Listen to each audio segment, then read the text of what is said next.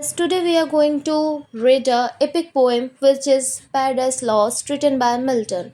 So let's get started. So first of all we are going to discuss about John Milton. He is a prophet, pioneer and a creator. London became the center of all literary and cultural activities. For John Milton, this Paradise Lost is the richest legacy of 17th century has left. John Milton is a class by himself. He is the poet of all times, belong to no particular age or nationality. Okay, so now we are going to discuss Paradise Lost. So Paradise Lost was written by John Milton. It is an epic poem in blank verse. It's first published in 1667, consists of 10 books, and the second edition followed in 1674, arranged into 12 books. Paradise Lost main theme are free will, obedience, revenge, and pride. The poem concerns the biblical history of the fallen of a man, the temptation of Adam and Eve by the fallen angel Satan and their exclusion from the Garden of Eden. यहाँ पे हमें story जानने को मिलेगी Adam और ewe की, और कैसे जो सैटर्न है उसने अपने तरकीब लगा के अपने ब्रेन को लगा के उन्हें गार्डन ऑफ ईडन या फिर पैराडाइज से निकाला था. So first, the first 1 to 26 line is the invocation here. Okay, Milton invoked the muse. This epic basically begin traditional in medias res. Means basically ये स्टोरी जो है, ये जो एपिक है, ये मिडिल से स्टार्ट होता है, जहाँ हमें देखने को मिलता है कि जो सैटर्न है वो हेल में फायर में गिरा हुआ है, और वहाँ पे फिर वो अपना पेंडिमेनियम बनाता है एंड देन फिर से अपना साम्राज्य वो स्टार्ट करता है. सो स्टार्ट करने से पहले we we have to know what is invocation. So invocation means the act of calling upon a deity. Means invocation का मतलब होता है कि किसी डेटी, किसी भगवान, किसी स्पिरिट या फिर किसी सुपर नेचुरल पावर को प्रे करना और उनके लिए रिचुअल करना और उनसे गाइडेंस, असिस्टेंस और उनका मतलब साथ लेना, जिससे कि जो हम लिख रहे हैं या फिर जो स्टार्ट होने वाला है, जो हम स्टोरी बोलने वाले हैं, इसमें हमें सपोर्ट मिले और ये चीज़ बहुत वो बहुत फेमस हो, वो पोएम, वो नोवेल बहुत फेमस हो. So it often establishes a connection between the human and the entity or the divine. So Paradise Lost, as we know, is written by John Milton. It is the richest legacy of 17th century. It also starts with invocation. यहाँ भी हमें invocation देखने को मिलता है. Milton requests the muse to sing song from the starting of the world. जो Milton है वो म्यूज़ को कहते हैं कि प्लीज़ आप एक क्या बोलते हैं, ये जो स्टोरी जो स्टार्टिंग कब स्टार्ट हुआ था, कैसे हुआ था, आप इसके बारे में प्लीज़ बताइए. Because he is the one whom the world say about it, whom the God या फिर ज्यूस से अबाउट इट.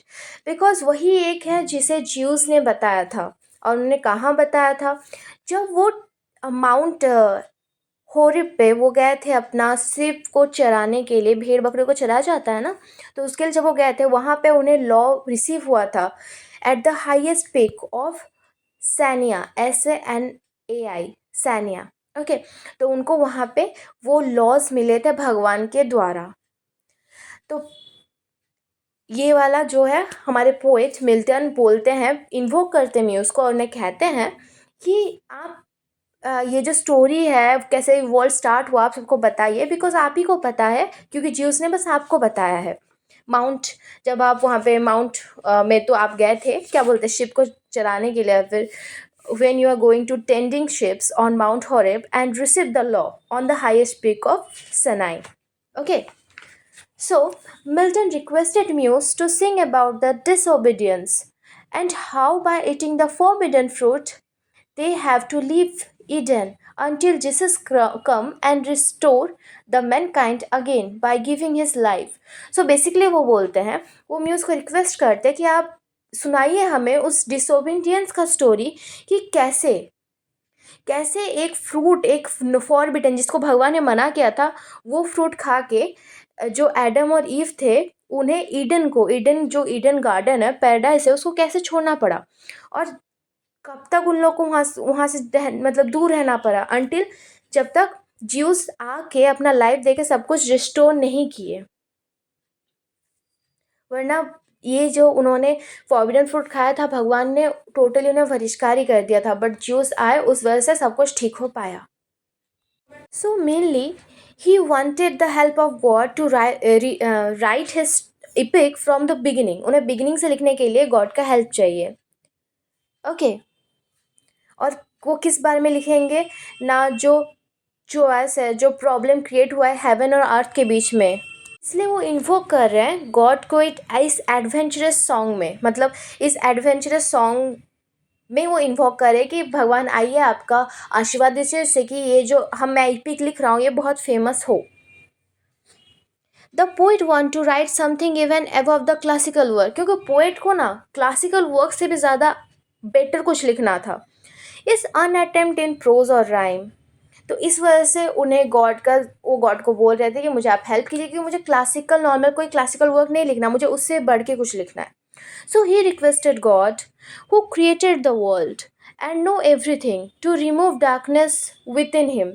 उसके अंदर जो डार्कनेस है, जो इविल है, वो सब उसे हटाने बोल रहे थे।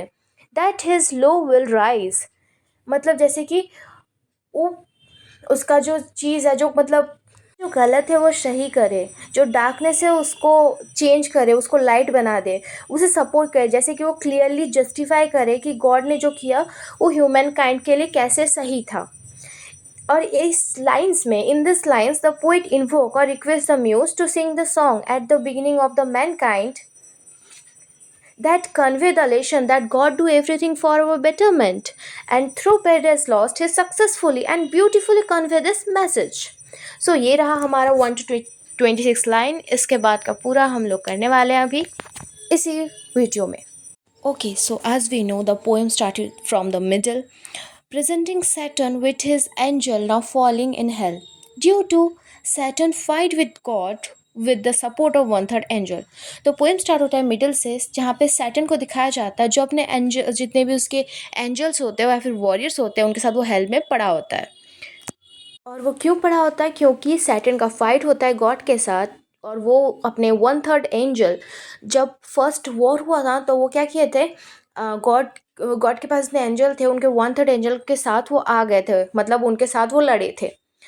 उनको 1/3 एंजल को अपनी साइड ले लिए थे, फिर उन 1/3 एंजल के साथ सैटर्न गॉड से लड़े थे, बट वो गॉड का कुछ कर नहीं पाए। तो उसके बाद उन्हें एक डीप ट्रैक ऑफ हेल में फेंक दिया गया। They now all thrown to the deep track of hell by god. Up to 9 days all the fallen angels stay confuse. 9 day तक उनका कोई होश नहीं था, वो ऐसे बेहोश होके उसी फेरी लेक पे जो तपता हुआ उसमें, एक्चुअली उन लोग हेल में गिरे हुए थे, और हेल में तो पता है कि आग होता है, फेरी मतलब आग वाला वो लेक था, वहाँ पे वो 9 दिन तक बेहोश पड़े हुए थे। ठीक है, तो वहाँ से अब हमें बताया जाएगा 9 दिन तक तो वो बेहोश पड़ते हैं, बट उसके बाद एक एक करके वो उठे। ठीक है, तो सबसे जो फर्स्ट था जो उठा था, जिसको कॉन्शियसनेस आया था, वो था सैटर्न। वो उठ के जब देखता है आसपास में, उससे थोड़ा सा अजीब लगता है, तो वो बस अपना सर उठा पाता है, वो इतना भारी होता है, वो बस अपना सर उठा पाता है। ठीक है, जो फर्स्ट था उनको ही कॉन्शियसनेस आया था।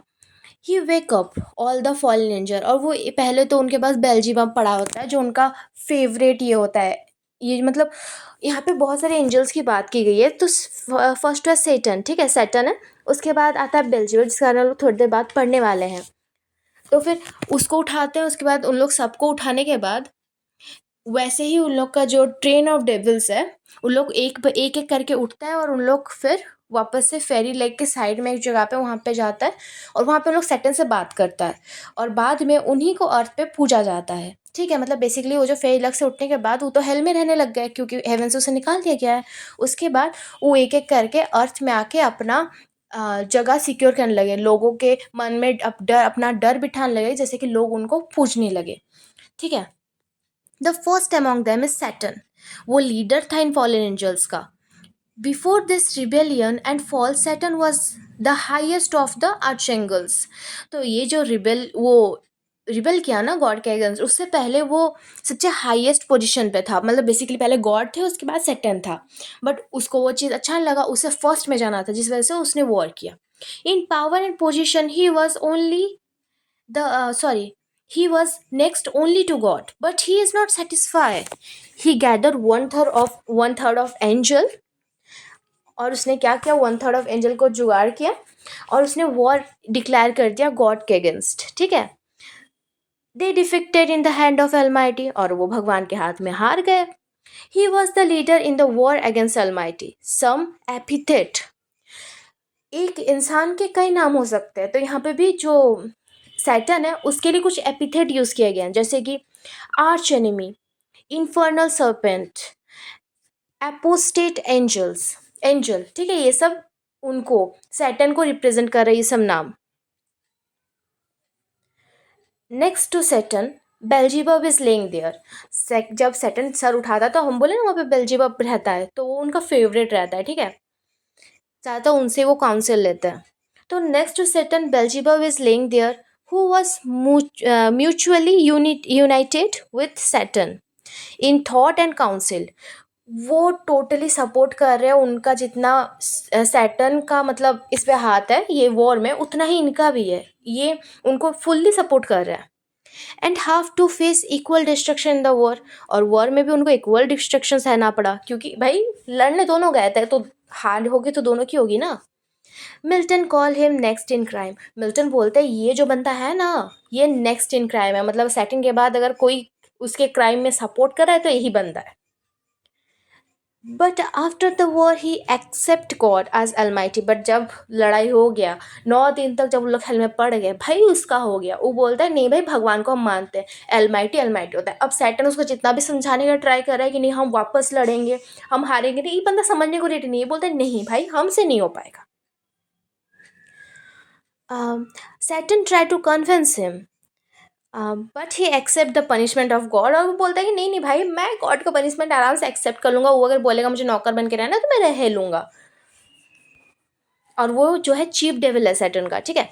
तो उसके बाद बेल्जियम उठने के बाद जो एक एक करके जो सैटर्न है वो, क्योंकि सैटर्न लोग का ये है ना मेन लीडर है, तो वो जब बेल्जियम और सैटर्न में बात होता है, तो जो सैटर्न है वो बोलता है कि देखो ना सब तो ऐसे पड़े हुए हैं, अब क्या होगा, हम लोग ऐसे ही पड़े रहेंगे। तब जो बेल्जियम बोलता है नहीं, आपके साउंड से, आप जब बोलते हो आपके बात से इन लोग वॉर में भी जब रहता है इनमें जोश हिम्मत आ जाता है, आप बस एक बार बोलो ये सब उठ जाएंगे। और होता भी ऐसा ही है, जब वो सैटर्न बोलते हैं तो जितने भी फॉलन एंजल्स है सारे फेरी लेग से उठते हैं।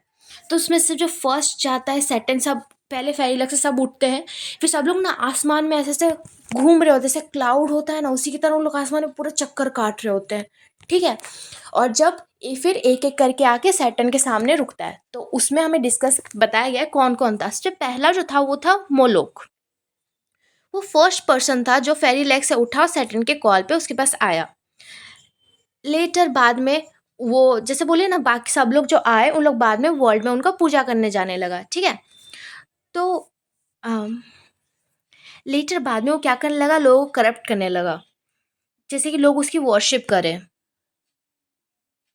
उसको एमोराइट में और रब्बा में वर्शिप किया जाने लगा, आर्गोब और बेसन में उसको ये वर्शिप किया जाने लगा, और यहाँ तक कि आउटमोस्ट एनॉन में भी उसको वर्शिप किया जाने लगा। जो मिल्टन है वो उसको एक हॉरिफाइड किंग बोलते हैं, उसे एक डरावना किंग बोलते हैं, बिस्मेड विद ब्लड, जो खून से लगा हुआ है, ऑफ ह्यूमन सेक्रीफाइस। बेसिकली ये जो मोलज गॉड है ना मोलोक, ये क्या करता है ना, लोगों की बलि से खुश होता है। जो बच्चे होते हैं उनको इनके टेम्पल पे जाके उनको काटा जाता है, ठीक है। दैट्स वाई ये एक हॉरिफाइड किंग है जिनको besmeared with blood of human sacrifice and parents' tear. In the altars, children are sacrificed to their dream idol. People put them on into fire. Basically लोग जो है अपने बच्चों को ले जाके फायर में जलाते हैं, वो भगवान के मंदिर में उनको जलाया जाता है। और जो लोग है रो रहे होते हैं, बच्चे चिल्ला रहे होते हैं, ये सब कुछ साउंड को कम करने के लिए वहाँ पे बहुत जोर से ड्रम बजाए जाते हैं। बेसिकली मोलच ऐसा एक गॉड है मोलोक, जिस जो कि पेरेंट्स क्या बोलते हैं, चिल्ड्रन की बलि से वो खुश होता है, ठीक है। इसलिए उसे कहा गया horrified king besmeared with blood of human sacrifice. The second king was there whose name is Chemos. He is also known as Peor. Peor Peor उनका जो नेम है और एक दूसरा नेम है। तो उनको क्या बोलते हैं, फर्टिलिटी गॉड माना जाता है। इनको वर्शिप किया जाता है, एरोर, नेबो। उतना आप याद नहीं रख पाओगे नाम सब, ठीक है। बट हाँ, आप ये सब याद रखना कि कौन से गॉड को मतलब किस लिए माना जाता है। वो बेसिकली वो ना बहुत लस्टफुल है, ये जो गॉड है कैमोस, ये बहुत लस्टफुल गॉड है, ठीक है। वो ना जो इसराइल इसराइल के जो लोग हैं, जो लोग सिक्किम में रहते हैं, उन सबको ये कर लेते हैं उनका। इनको ना गॉड ऑफ मोअब्स भी कहा जाता है। उनको खुश करने के लिए उनको लस्टफुल राइट्स रिचुअल्स करने पड़ते हैं, जिस वजह से उनको भी बहुत सौरो, उन्हें बहुत तकलीफ होता है। और वो ना अपना जो साम्राज्य है वो हील ऑफ स्कैंडल तक बढ़ा चुके हैं। जहाँ पे मोलोक को माना जाता है ना, वो अपना जो राजत्व है वहाँ तक बढ़ा लिए हैं। लेकिन जो उसके बाद जैसे होता नहीं है कि अगर कोई रावण आया तो उसके लिए राम भी आता है जो उनका वध करता है। तो इसी तरह जोशिया एक लड़का है, वो आता है और वही इन सबको वापस हेल में भेजता है। जो जोशिया होता है वो एक रिफॉर्मिंग किंग ऑफ जूडा होता है। जूडा, JUDAH, ठीक है। मे बी स्पेलिंग थोड़ा सा गलत हो सकता है। जो डिस्ट्रॉय करते हैं ग्रोव का, मतलब जितने भी आइडल्स हैं जैसे कि मोलोक, केमोस, जितने भी बुरे आइडल्स हैं उन लोग का जो ये मंदिर है वो सबको डिस्ट्रॉय ही करते हैं जोशिया। थर्ड होते हैं बालिम एंड एस्ट्रोनेट। ये जो दोनों हैं, ये दोनों फीमेल्स हैं। वो अपना सेक्स कभी भी चेंज कर सकते हैं। उन लोग बहुत सॉफ्ट होता है उनका बॉडी, वो कोई भी कुछ भी बन सकते हैं उन लोग मतलब वो लोग कुछ भी बन सकते हैं, लड़का भी, फीमेल भी, मेल भी। उनका काम है प्यार को या फिर दुश्मनी को सक्सेसफुल करना, फुलफ़िल करना। लेकिन वो भगवान का साथ छोड़ के यहाँ पे लोगों का जो एनिमिटी है, दुश्मनी है, उसको फुलफ़िल करने में लगे हुए हैं। बेसिकली उनका काम है प्यार और एनिमिटी दोनों को फुलफ़िल करना। बट जब उन लोग सैटर्न के पास आ गए तो ऑब्वियसली बुराई का ही साथ देंगे। उनके साथ आती है जो एस्ट्रोनेट, उसको क्वीन ऑफ हेवन कहा जाता है। उसके पास क्रिसेंट हॉर्न्स होते हैं, जिसे ना सियोन और सेडोइम वर्जिन्स वर्शिप करते हैं मूनलाइट में। वो लोग सॉन्ग्स गाते हैं, मतलब इनको प्रॉमिसेस देते हैं। उनका जो टेम्पल है ना, her temple also build by king Solomon. जो किंग सोलोमन है वो बहुत अच्छे किंग होते हैं, बट वो उनका पूजा करते हैं, मे बी डर की वजह से या फिर किसी रीज़न से। तो वो उनका पूजा करते हैं। तो वही इनका भी टेम्पल बनाया होता है हिल ऑफ स्कैंडल पे। बेसिकली वो जो जगह है ना, वो उस हिल ऑफ स्कैंडल को बहुत ख़राब जगह बताया गया है। और बाद में वहाँ पे जितने टेम्पल्स थे सबको जोधिया ने डिस्ट्रॉय कर दिया, जोशिया ने डिस्ट्रॉय कर दिया। यहाँ तक कि जो इज़राइलिटीज़ थे ना, उन लोग भी अपने रियल गॉड को छोड़ देते थे इनको वर्शिप करने के लिए।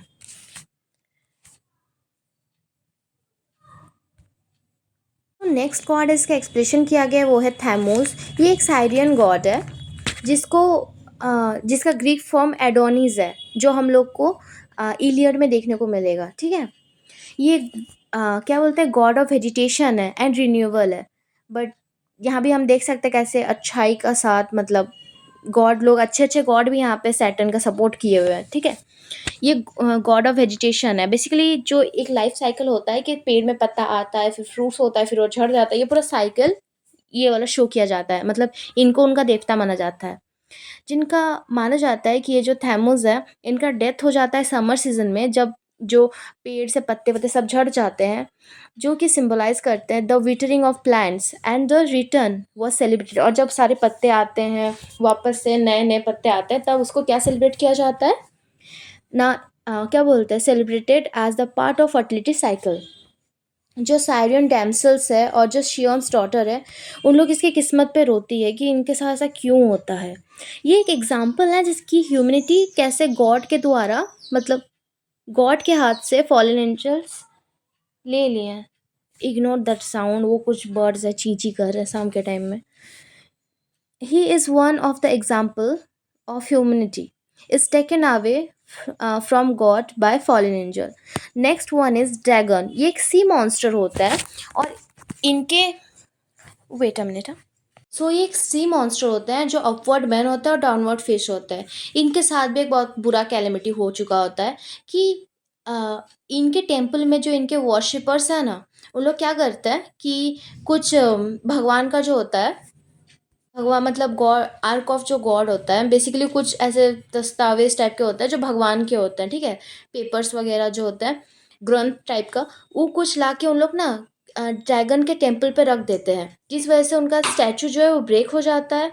वो कई पीसेस में डिवाइड हो जाते हैं। और वो किस लिए होते हैं, क्योंकि वो जो ड्रैगन है वो इतने भी अच्छे या फिर क्या बोलते हैं, उनके पास उतनी काबिलियत नहीं होती है कि उनके टेम्पल में आप भगवान का कोई स्क्रिप्चर या फिर कुछ भी लाके रख दो।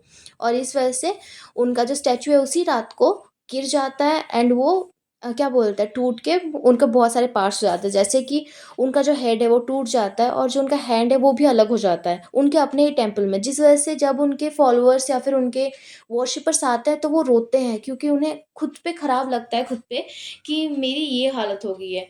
फिर भी उन्हें जो 5 सिटीज़ हैं, फिलिप्सिंस की, वहाँ पे उन्हें अभी भी पूजा जाता है। मतलब जब लिखा गया था उस टाइम का है कि he has worship in the 5 chief cities of Philistines in Azotus, Gath, Ascalon, Accaron and Gaza. तो ऐसे तो हम लोग के और भी बहुत सारे दिए हुए हैं फॉलन एंजल्स, बट हम ज़्यादातर जितने मेन हैं उनके बारे में हम पढ़ने वाले हैं। Then the last one in the group was Rimon. He was also a false god, worshipped in the chief city of Syria. तो ये भी एक फॉल्स गॉड होता है जिनको ना साइरिया में वर्शिप किया जाता है। शारिया का एक बेसिकली ये सिटी है जहाँ का एक जगह है डेमेस्कस, वहाँ पे इन्हें वर्शिप किया जाता है। और ये भी गॉड के अगेंस्ट होता है। एक स्कॉटिश कॉन्क्यूरर है जो इनको वर्शिप करता है, जिसका नाम है अहज। उसको वो ऐसा मैनिपुलेट करते हैं कि वो उसको मतलब फोर्सफुली वो उन्हें वर्शिप करने लगता है, और वो भगवान को डिसरेस्पेक्ट करना भी शुरू कर देता है इस वजह से। ये फर्स्ट ग्रुप ऑफ जो फॉलन एंजल्स है। अब the second group of fallen angels के बारे में लोग पढ़ेंगे। include God, originally driven from Olympus and forced them to wander in brutish form. Basically ये जो सेकेंड ग्रुप ऑफ डेविल्स है ना, इन लोग अर्थ पे पूजे जाते हैं, बट इनको वैसे नहीं पूजा जाता जैसे जो फर्स्ट ग्रुप ऑफ डेविल्स है उनको पूजा जाता है, कि ओरिजिनली उनका मूर्ति वगैरह रहता था। इनका वो नहीं है, ये एनिमल के रूप में पूजा मतलब पूजा पाते हैं। पूजा इनको भी किया जाता है बट एनिमल के रूप में, ठीक है। So originally driven from Olympus and forced them to wander in brutish form. उनका नाम है ओसिरिस, आइरिस एंड ओरस। ये जो तीन है, ये हमारे मतलब इनको बोला जा रहा है कि ये जो गॉड्स हैं ये भी अर्थ में इनको भी पूजा किया जाता है, बट इनको किस मतलब किस अवतार में पूजा पूजा किया जाता है। जो ओसिरिस है उसको बुल के अवतार में, जो इसिस है उसको काऊ के, और जो ओरस है उसको फैल्कम, फैल्कम एक बर्ड होता है, तो उसके रूप में पूजा किया जाता है। बेसिकली इनका जो शेप है ना वो बीस्ट जैसा शेप होता है, और ये ब्लैक मैजिक करते हैं। और इनको जो इजिप्टियंस है ना वो वर्शिप करते हैं। म्यूज़ के जो ब्रदर हैं वो ना एक काल्फ भी बनाए थे औरब का। देन जो रिबल किंग, वो अपना सीन डबल करके by making two calf, basically उनका मूर्ति पहले जो ये है ना मोजेस है उनके ब्रदर ने एक बनाया था, उसके बाद जो और एक किंग है उन्होंने दो दो मूर्ति बना दिया उनका। एक बनाया बैथल में और एक बनाया डैन में। So the next one is Belial. He was most lustful. ये जितने गॉड्स हैं मतलब जितने फॉलन एंजल्स हैं उसमें सबसे ज़्यादा ये लस्टफुल है, ठीक है। उसका कोई टेम्पल नहीं है, येट वो हर टेम्पल को पॉल्यूट करता है, और अल्टर्स जितने भी गॉड के टेम्पल्स और अल्टर्स हैं उन सबको ये पॉल्यूट करता है। He wandered forth in courts and palace places street to pollute the people. ये बेसिकली ये जो गॉड है, ये बेसिकली गॉड तो है नहीं, ये फॉलन एंजल है जो कि हर जगह जहाँ पे इसको पूजा भी कोई नहीं करता है फिर भी ये हर जगह को पल्यूट करता है। The next one is Mammon Mammon. He is the next fallen angel who after being cast out of heaven become the embodiment of greed, materialism and love for wealth। इनको जब से हेवन से निकाला गया है तब से ये क्या करते हैं, ये एक सिंबल बन गए हैं ग्रीड, लालच, मेटेरियलिज्म, सामानों से जो प्यार करते हैं उन्हें मेटेरियलिस्टिक कहा जाता है, इसलिए कहा गया materialism and love for wealth. Basically पैसा इनके लिए सब कुछ है, उसके अलावा कुछ नहीं। जैसे जो मैनन है वो रिप्रेजेंट क्या करता है, करप्शन पावर ऑफ वेल्थ, जो वो बेसिकली करप्शन और जितने भी खराब चीज़ें हैं लाइक मेटेरियलिज्म वगैरह ये सब का वो प्रतीक है। और ये क्या करता है, ये ग्रीड वगैरह से लोगों को भगवान से दूर लेके चले जाता है। फिर है मुल्सीबर, ये बंदा, सॉरी, ये जो एंजल है, फॉलन एंजल, वो चीफ आर्किटेक्ट है। बेसिकली जब वो हेवन में थे तब वो बाकी जो गॉड्स हैं उनका घर बनाने का काम करते थे, और हेल में भी जाके भी वही वही कर रहे हैं। तो वो जो सैटर्न का, जब हम उन लोग हेवन से जाके हेल में गिरे, ठीक है, वॉर के बाद, तो वहाँ पे जो पेंडिमोनियम बनाया गया इन्हीं ने बनाया था। Before the fall, Mulciber was a great builder in heaven, crafting celestial structures. Mulciber symbolized how talent can be corrupt. Basically, talent corrupt ही हुआ ना। आप कोई अच्छा चीज़ सैटर्न को मिला है तो उसको भी तो सैटर्न बर्बाद ही करेगा, वो थोड़ी अच्छा है। बट हाँ, एक एंगल से जो मिल्टन है वो सैटर्न को हीरो भी दिखा रहा है, जो गॉड के अगेंस्ट आके उनसे वॉर करने का हिम्मत दिखा रहा है, क्योंकि ये कोई नहीं कर सकता। So these are the principal devils that fall from heaven with Saturn and Beelzebub. Numberless other devils are also there, but we can't discuss all of them. But these are the main and important. So you have to learn this. Okay, you have to memorize this for your exams or for your further studies. तो इसमें हमने short में जाना ये पूरा paradise lost book 1 को, but इसके बाद हम इसे अच्छे से थोरोली भी पढ़ने वाले हैं। सो टू सब्सक्राइब अगर आपको सही में ये पढ़ना है तो, और ध्यान रखिएगा। Take care, bye bye.